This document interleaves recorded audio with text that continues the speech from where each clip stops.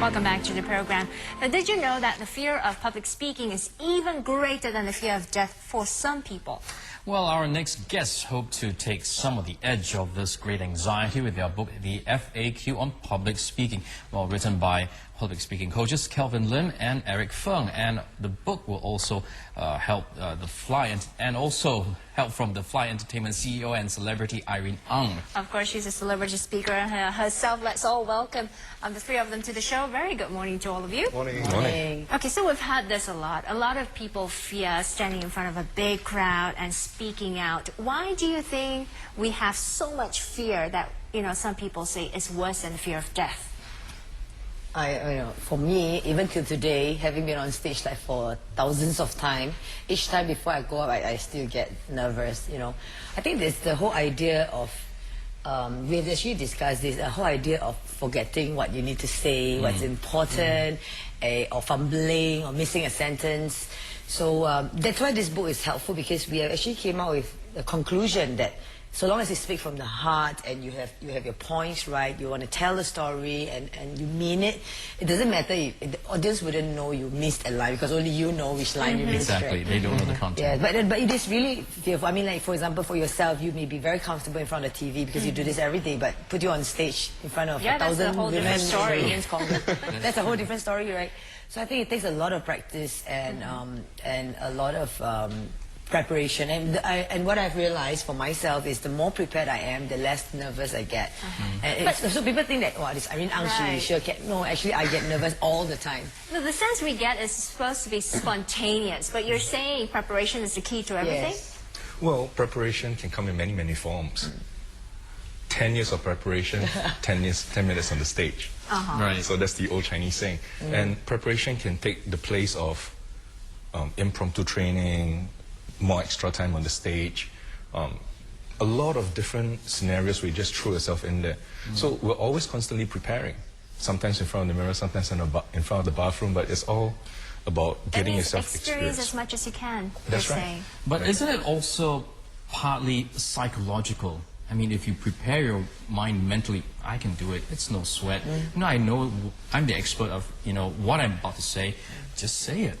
Isn't that true, Eric? Well, I think I have a theory, that it's not public speaking that people are afraid of, it's public humiliation. That's the difference. It's the conversation that they run in their head, and Asians, we are very, face are very important. We care about what people think, we're conscious, that's what you're saying. Exactly, and therefore, I agree with two of them, and I added that it's about stage time. It's about going out there even though you might fail, so that you can get the experience, you get the reality check of that, hey, I'm not that bad. So how did you overcome that? Well, that was how I do it. When I started public speaking when I was 16 years old, and I had no training, I was just pushed on stage in front of 800 students, and I really did a very bad job.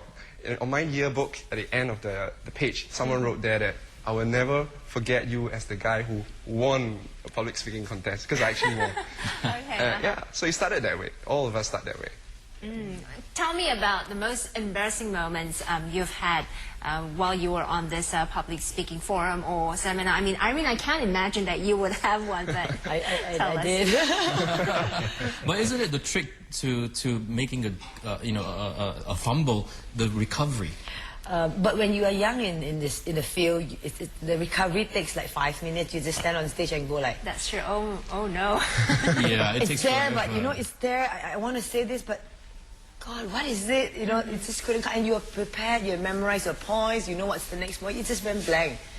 Because it could be something like, for me, it was someone familiar in all this. And I said, oh, this guy. And then my thought was just thrown away. What was I saying just now? So over time, I realized that I could cover it up with humor. And what I do is that if it happens again, which it still happens from time to time, I'll make a joke out of it. That's it, it's like that when you're faced with, let's say I'm in a room full of IT engineers. I often behave like that in front of a room full of handsome men, So we use it to, so I say, you guys, you have to give me a bit, let me refer back to what I was trying to say, so you use humor, and then the audience feel closer to you. They feel that you're human as well. Right. So they don't feel that, oh, you know, she's some big star and Right. she's perfect or what. They feel human, and then you're human, and they feel that they could connect with you better. I think the whole idea of public speaking is connectivity.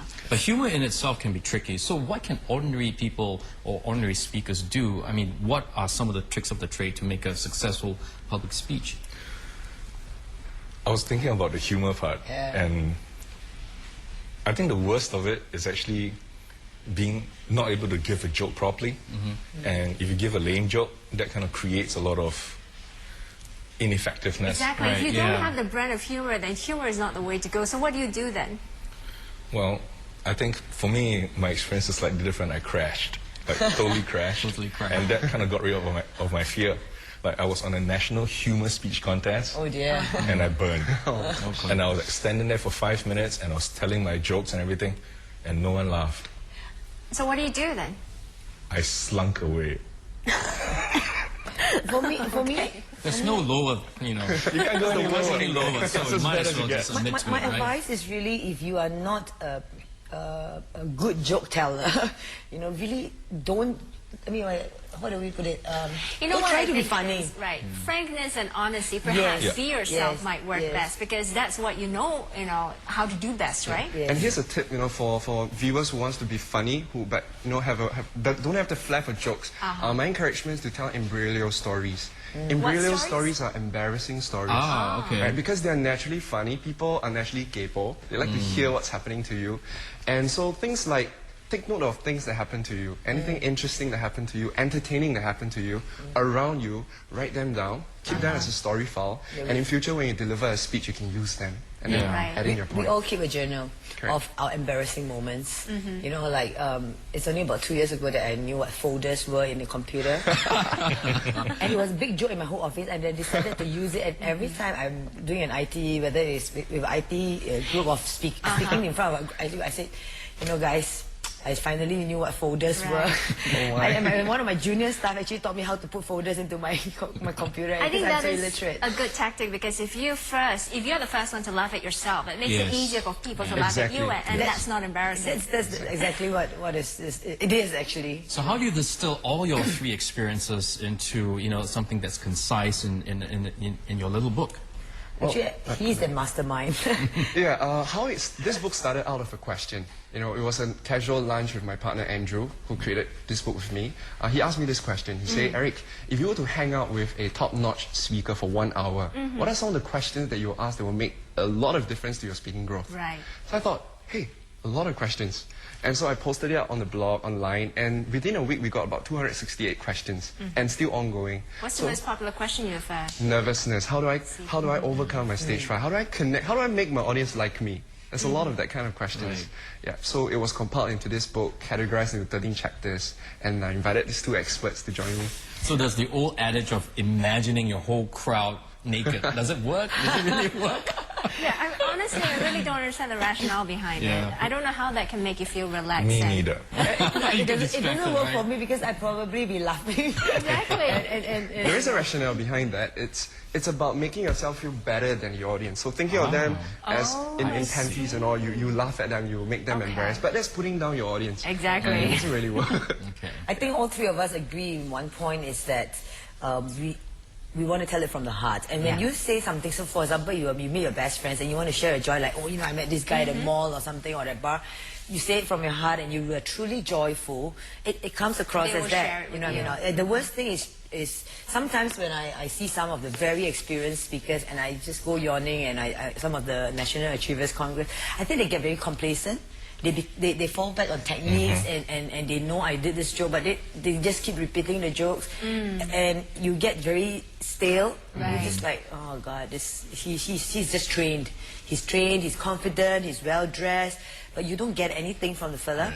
As versus someone may be new, but when they tell a story, a compelling story, and there is a key point that they want to bring across, and you walk away with that one key point, you feel they are good speakers. So what makes a good speaker is someone who speaks from the heart, and you register from them, you grow from them. You know, like Right. How I learned from Kelvin, and then Eric learned from me in class, and you know, and then he at the went end of the to day, teach we're running people. out of time, sorry. At the end of the day, sincerity works best, yep? Absolutely. Okay. Well, Okay, thank you lots so of much good for tips joining right us this there. morning. Thank you. If you want to find out more about the book entitled The FAQ Book on Public Speaking, you can always pick it up at the bookstores available.